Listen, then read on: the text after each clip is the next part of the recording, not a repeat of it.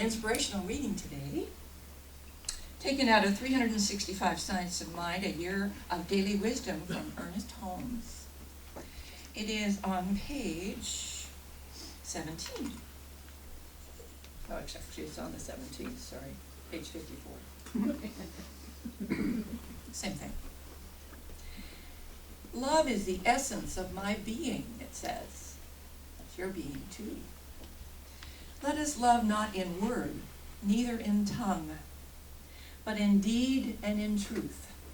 1 John 3:18. Since God is love, and God is all in all, love must be the underlying principle in life, and therefore in all. This life is my life. This love is me.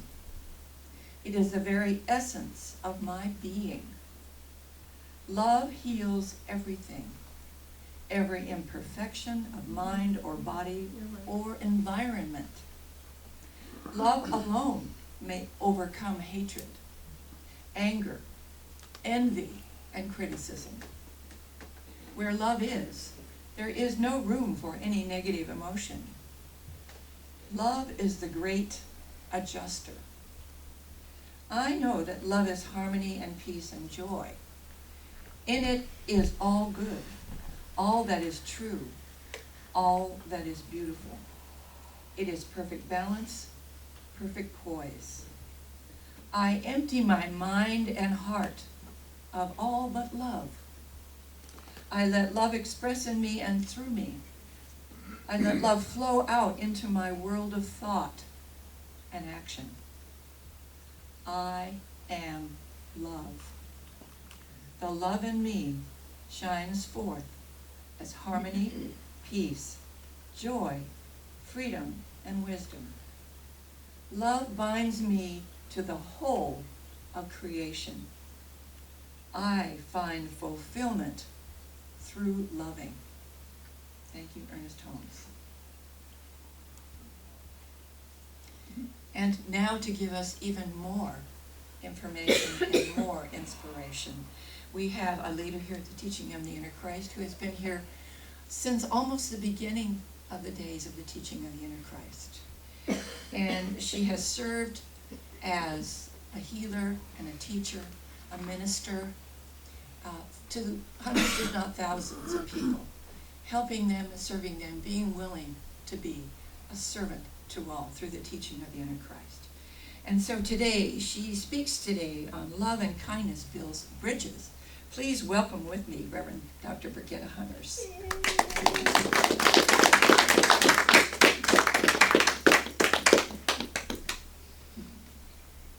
Thank you, Jennifer. Good morning. Good morning. Good morning.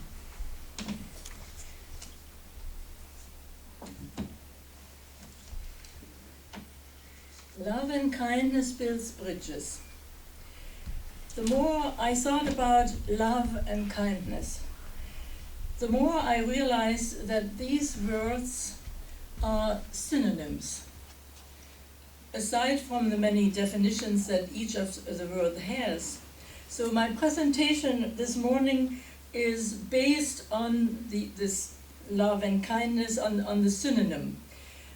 Quote, does anyone ever know the true meaning of love? Does anyone know the extent of its power? These are the questions Jesus asks us in his book, The Heart of God, on page 4. And this book, The Heart of God, is the newest edition in our series of what we call lovingly pink books. Channeled messages from the present Jesus through a group of adult sensitives known as the Brotherhood of the Followers of the Present Jesus. And there he tells us, quote, I have seen and felt the power of love many times when I was walking on the earth. I felt the love of my fellow men for me and the work that I was doing. My disciples knew the true meaning of love. They loved me and they loved God. For this love, they changed their life's work and helped me spread the word of God. End of quote. So in our present time, everyone talks about love. Falling in love, being in love, not having someone to love, and you know the rest of it. So the focus seems to be primarily on the physical aspects of love, and therein lies the challenge.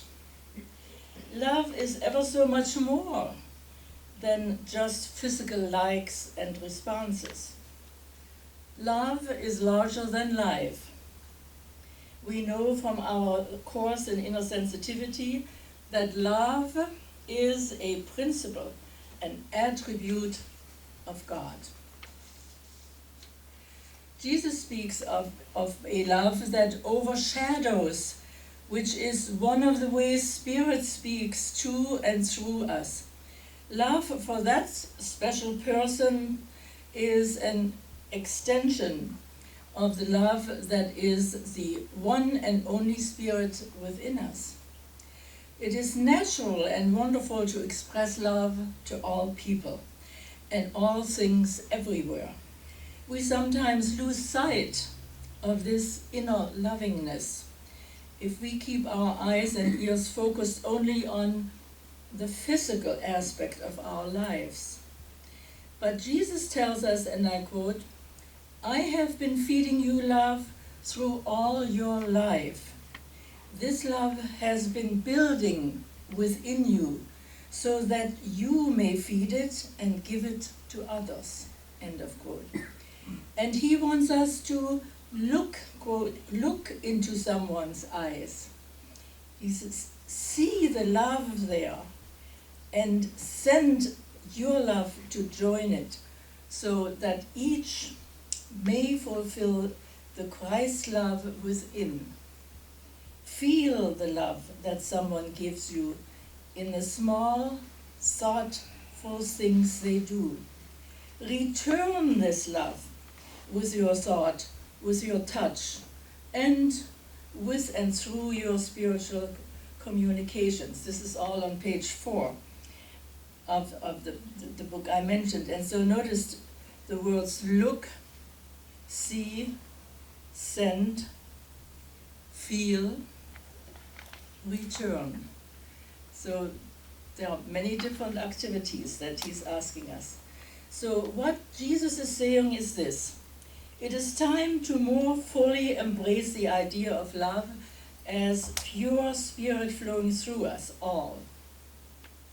If we want to experience more love in our lives, then it follows we must express more love to everything in our world. We must learn to use our love for building bridges. A bridge, as we all know from Webster's dictionary, quote, is a structure over an obstacle, as over a river, a roadway, carrying a roadway for passengers and vehicles, end of quote. A structure over an obstacle. What is that? I would say the river, the roadway, which Webster mentions, could be people's prejudices, people's judgments, people's seeming ignorance about other cultures and traditions. When we use our love to build bridges, it means that we are willing to be open-minded, eager to learn more about our neighbors next door, on the street, as well as across borders. Where do we start? Well, we must begin within by loving ourselves. That's the first step. We love ourselves, the inner self that is God within us.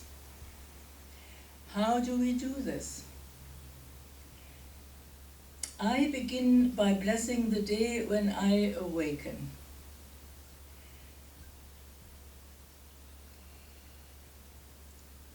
When we increase our attention to love, it returns the favor.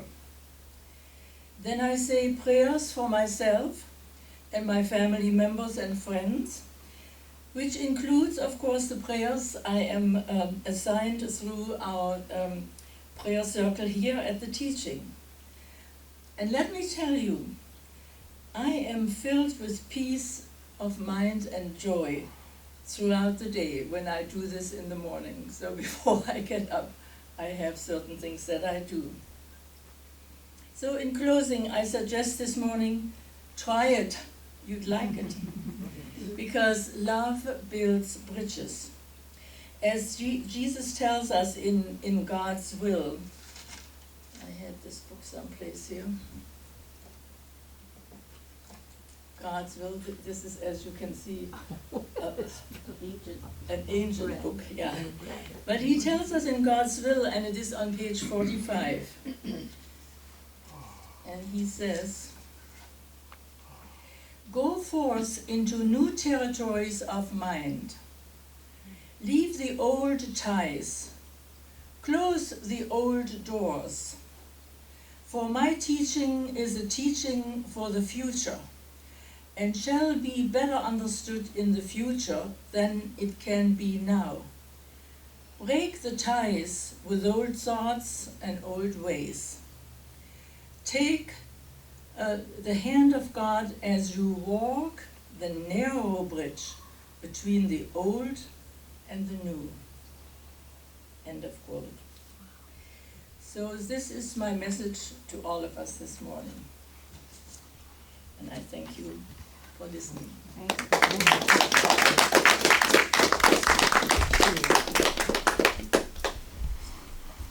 And this is the heart of God. As you know, this is the one that has the nice pink color. We call them pink books, you know. But this is the old one, as Anne was saying.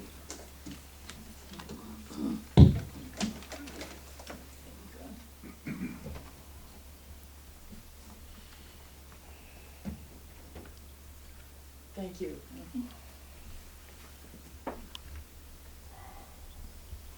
Thank you, Reverend Dr. Brigitte Heimers.